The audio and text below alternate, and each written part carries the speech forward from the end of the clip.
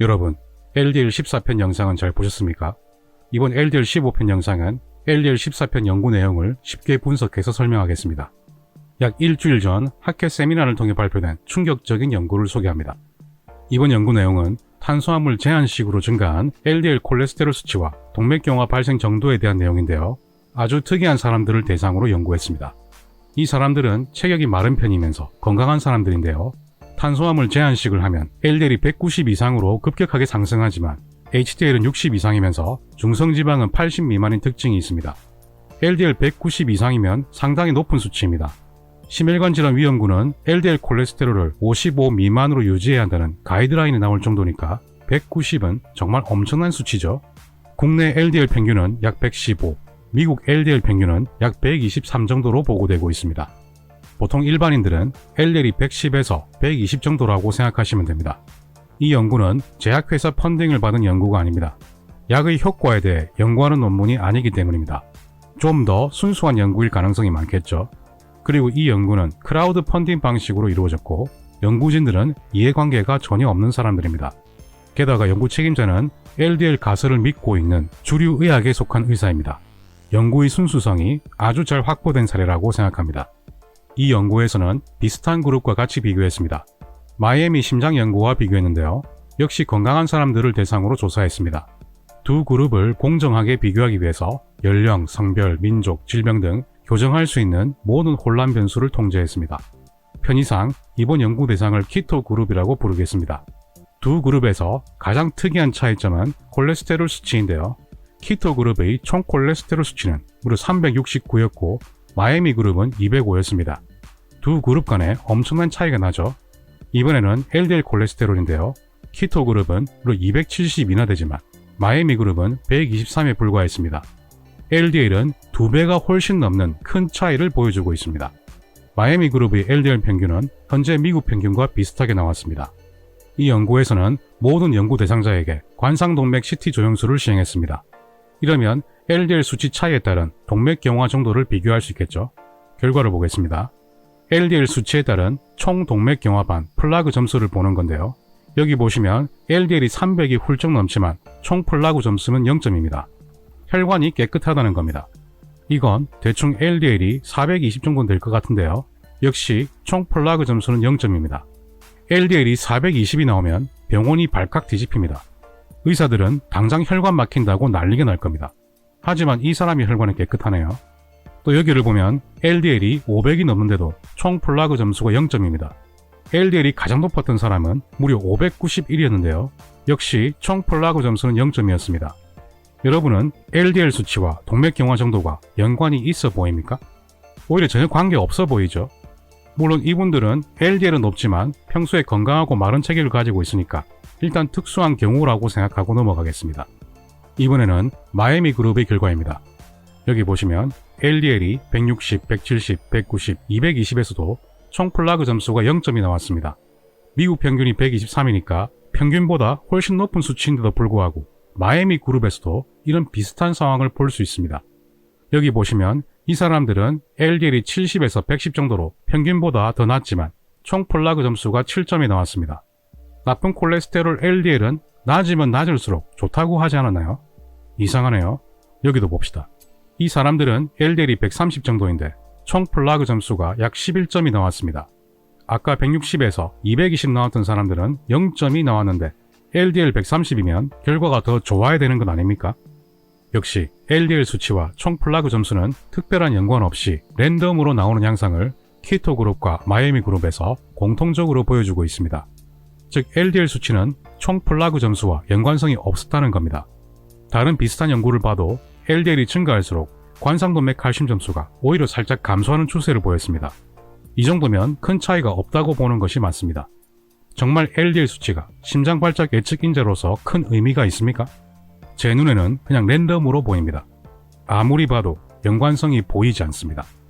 다시 이번 연구로 돌아와서 전체 데이터를 종합해 보겠습니다. 키토 그룹에서는 총 플라그 점수가 0점인 사람들이 80명 중에 약 45명인데요. 마이애미 그룹은 약 37명이었습니다. 초록색 선이 총 플라그 점수인데요. 관상동맥 총 플라그 양은 LDL 272인 키토 그룹과 LDL 123인 마이애미 그룹에서 특별한 차이가 없었다고 결론 내렸습니다. 양쪽 그래프의 초록색 부분의 면적을 대충 비교하면 거의 비슷하죠. 여기서 또 흥미로운 부분이 있습니다. 마이애미 그룹에서 이 사람들은 총 플라그 점수가 0점인 사람들이죠. 그런데 여기 이 사람들은 총 플라그 점수가 가장 높게 나왔는데 0점인 사람들보다 LDL 수치가 더 낮다는 겁니다. 신기하죠? 반대로 나와야 되는 거 아닙니까? 이렇게 자세히 보면 상당히 흥미로운 내용들이 많았습니다. 연구진들은 두 집단의 총 플라그 양은, 즉 노란색 부분의 면적은 거의 동일하다고 말하고 있지만 이걸 겹쳐서 보면 키토 그룹에서 총 면적이 더 작다는 것을 알 수 있습니다. 총 플라그 점수가 0점인 사람도 8명이 더 많았다고 했죠.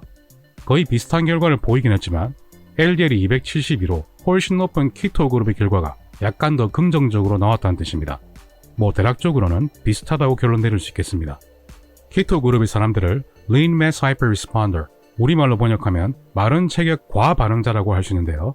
탄수화물 제한 식사를 하면 이 사람들은 간의 글리코겐이 빨리 소진되기 때문에 각종 장기에 에너지를 공급하려면 VLDL과 같은 지단백질을 많이 방출해야 합니다. 즉 혈당 대신 지방을 주로 에너지로 쓰기 때문에 결국 LDL과 HDL이 크게 증가할 수밖에 없고, 중성지방은 빨리 소진되기 때문에 중성지방 수치는 크게 낮다는 것이 이 사람들의 에너지 대사 특징이라고 할 수 있습니다. 이번 연구와 아주 비슷한 이 연구도 아주 흥미롭습니다. 관상동맥 칼슘 점수가 증가할수록 동맥경화 중증도는 증가합니다.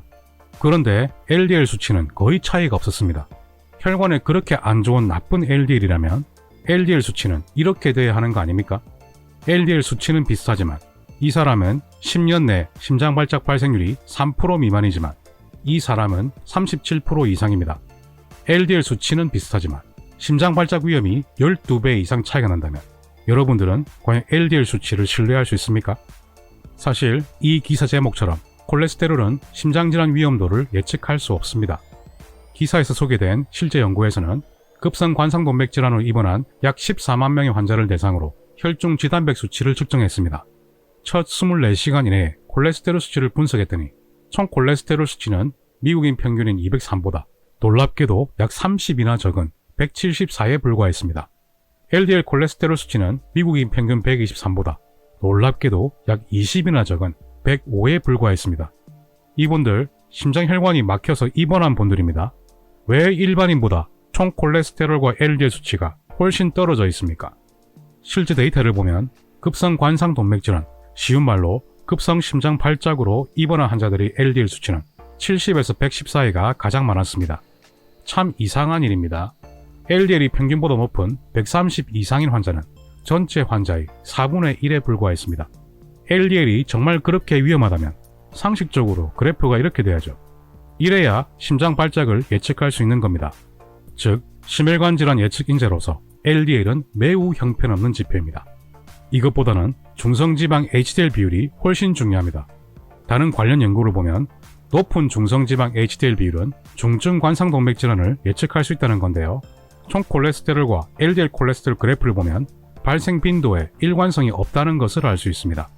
연구진들도 이렇게 말합니다. 총 콜레스테롤과 LDL 콜레스테롤 수치는 관상동맥 질환의 중증도와 의미 있는 연관성이 없다.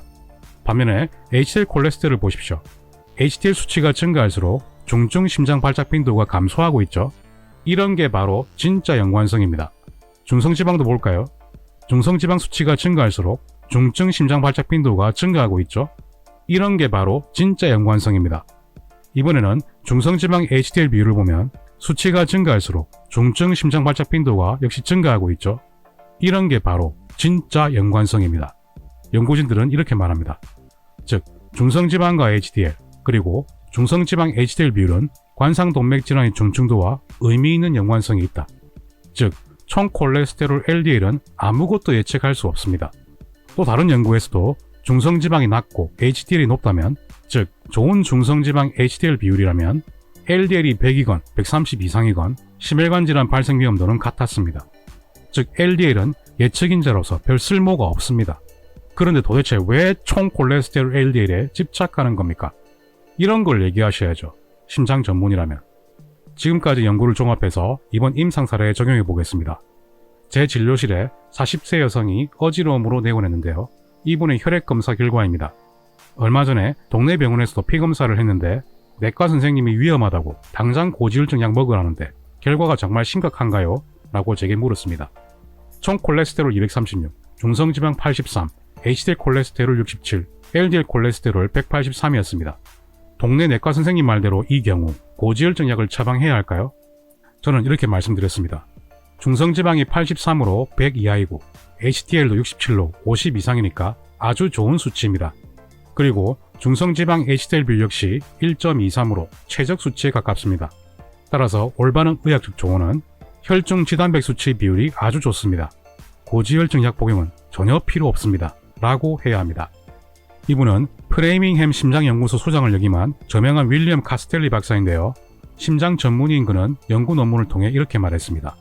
LDL 수치가 300 이상인 경우가 아니라면 LDL 단독으로 관상동맥질환 위험을 예측할 수 없다. 그리고 총 콜레스테롤 HDL 비율은 총 콜레스테롤, LDL, HDL, 중성지방 단독보다 관상동맥질환을 더 잘 예측하는 것으로 밝혀졌다. 이것은 프레이밍의 연구소 연구뿐만 아니라 다른 많은 연구에서도 확인됐다. 즉, 총 콜레스테롤 LDL보다는 중성지방 HDL 비율과 총 콜레스테롤 HDL 비율이 심장 발작을 훨씬 잘 예측한다는 뜻입니다. LDL에 집착할 필요가 전혀 없습니다. 2005년에 발표된 이 연구에서도 심혈관 질환 위험을 예측할 수 있는 지표로서 총 콜레스테롤 HDL 비율이 가장 강력했습니다. 역시 LDL 콜레스테롤은 예측 능력으로서는 꼴찌였습니다. LDL은 항상 꼴찌입니다.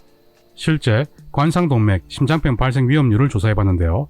오른쪽은 LDL이 130 이상이고 왼쪽은 LDL이 130 이하입니다. 통상 의사들은 오른쪽의 경우에 LDL은 혈관 악마니까 130 이상으로 높아지면 무조건 위험하다고 할 것이고 왼쪽으로 가면 LDL이 낮으니까 무조건 좋다고 생각할 겁니다. 하지만 그렇게 단순하지 않습니다. 총 콜레스테롤 HDL 비율이 5 이하로 좋은 비율이면 LDL이 130 이상이라도 심장병 발생 위험은 증가하지 않았습니다. 반면에 LDL이 130 이하라고 해도 총 콜레스테롤 HDL 비율이 5 이상으로 나쁜 비율이면 LDL 수치에 상관없이 심장병 발생 위험은 크게 증가했습니다. 여러분들이라면 어떤 비율을 더 중요하게 보시겠습니까? 이건 유치원생도 아주 쉽게 대답할 수 있을 겁니다. 다른 연구 논문에서도 역시 심장질환 예측 능력으로서는 LDL 콜레스테롤과 총 콜레스테롤은 여전히 꼴찌였습니다. 여러분, LDL이 높으면 혈관에 나쁘고 LDL이 낮으면 혈관에 좋다는 이런 이분법적 사고방식은 틀렸습니다.